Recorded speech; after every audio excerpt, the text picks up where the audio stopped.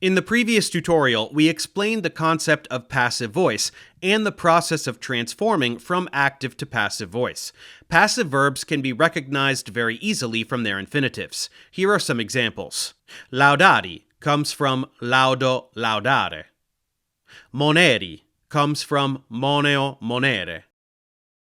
Now let's start to look at the actual forms of the passive, starting from the present system of the first and second conjugation. The forms are quite easy. Generally speaking, the entire present passive system is formed in the same way as the active. First, we find the first principal part. Then, in place of the active endings, we substitute the passive endings.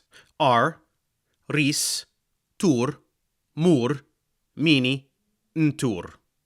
A few exceptions are or, which is added directly to the active form in present and future first-person singular, and be is changed to be in the future second-person singular.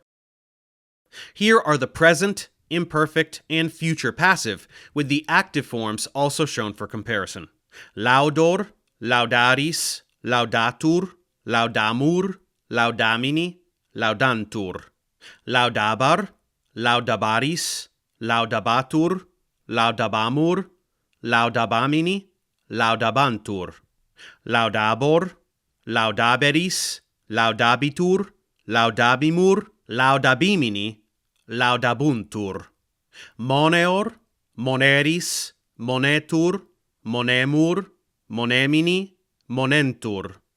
Monebar, monebaris, monebatur, monebamur, monebamini, monebantur. Monebor, moneberis, monebitur, monebimur, monebimini, monebuntur. Now let's see these forms in action. Amor tusisque non celantur. Romanorum in ea pugna virtus a nobis laudatur. A magistro discipuli mali castigabuntur. Obses a Gallis Caesari dabitur. A principibus rex appellatur. Stultum est timere, quod vitari non potest. Let's check comprehension.